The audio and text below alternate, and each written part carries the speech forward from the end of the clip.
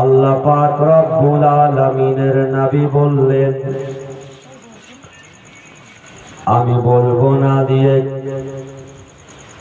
কার সন্তান কার ছেলে আমাকে আমার বংশধরকে উজাড় করবে, আমি বলবো না কে মারবে। এমন সমতের সাহাবারা বলতে লাগলেন, ইয়া রাসূলুল্লাহ, ইয়া হাবিবাল্লাহ, আকা গো আপনি বলুন কে হতভাগা আছে যার ছেলে আপনাকে মারবে গো আকা, যার ছেলে গিয়ে আপনার নওয়াসাকে শহীদ করবে। হযরত নবী মুস্তাফা বললেন, বলে শোনো শোনো, এখানে নাম বলবো না, তবে নমুনা বলে দেব। আল্লাহ পাকের রাসূল নমুনা বললেন, হযরত নবী মুস্তাফা বলছেন, বলে শোনো শোনো, এই জায়গাতে এমন একজন সাহাবা আছে যার এই পর্যন্ত বিয়ে হয়নি। নমুনা কি দিলে? এখনো পর্যন্ত বিয়ে হয়নি। কথা বোঝা গেল? এমন সময়তে বলা হয়েছে, আব্বাজিরা আমার, ওই জায়গাতে যে আমার সাহাবা আছে তার বিয়ে হয়নি। ও আব্বাজিরা, ওই সময়তে সবাই একজন আর একজনের দিকে তাকাতে লাগলো।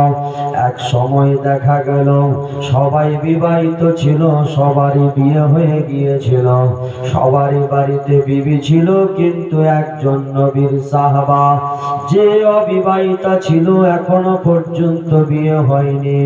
ওই সাহাবার নাম ছিল আমিরে মাবিয়া। ওই জায়গাতে আমিরে মাবিয়া বুঝতে যখন পারল, হযরতে আমিরে মাবিয়া নবীকে বলছেন, আকা, যখন আমার ওরস থেকে, আমার বংশ থেকে আমার সন্তানাদি আপনার ফুল বাগানকে উজাড় করবে, ইয়া রাসূলুল্লাহ,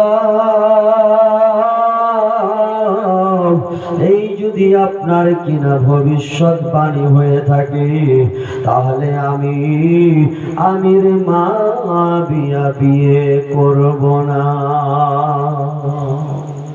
আমি কোনোদিনও আর বিয়ে করব না গো আকা। কারণ আপনি বলছেন যে আমারই ছেলে নাকি এইভাবে আপনার হুসাইনকে কতল করবে, তাহলে আমি আর বিয়ে করব না, বিয়ে করবই না। কারণ বিয়ে করলে বাচ্চা হবে, আর আমারই বাচ্চা কাচ্চা আপনার ফুল বাগানকে বিনষ্ট করবে, সেটা আমি চাইব না। আল্লাহ পাকের রাসূল বললেন, বলে ও আমিরে মাবিয়ারে শোনো, তুমি বলছো বিয়ে করব না, কিন্তু আমি রাসূল বললাম, আন-নিকাহু মিন সুন্নতি, নিকাহ হচ্ছে আমার সুন্নত। যাদের সামর্থ্য থাকা সত্ত্বেও বিয়ে করবে না, বিয়ে না করলে ও লাইসা মিন্নি, আমার উম্মতের মধ্যে পরিগণিত হবে না। এইভাবে আব্বাজিরায় আমার বলা হলো, যখন বিয়ের কথা বলা হলো, ওই সময়তে আমিরে মাবিয়া মনে মনে চিন্তা ভাবনা করলো, বিয়ে করব বটে, কিন্তু বয়স্কা মেয়েকে বিয়ে করব, বৃদ্ধা মহিলাকে বিয়ে করব, জওয়ান যুবতীকে বিয়ে করব না। কারণ একটাই, আমি যদি বিয়ে করি তাহলে একজন 80 থেকে 90 বছরের বয়স্কা মহিলাকে বিয়ে করব। এতে কি হবে, ওই মেয়ের বাচ্চা কাচ্চা হওয়ার চান্স থাকবে না। কিন্তু জানে না আল্লাহ পাক বাচ্চা দেনেওয়ালা মালিক। আল্লাহ যদি চাই শক্ত পাথরের ভিতরেও বাচ্চা দিতে পারে।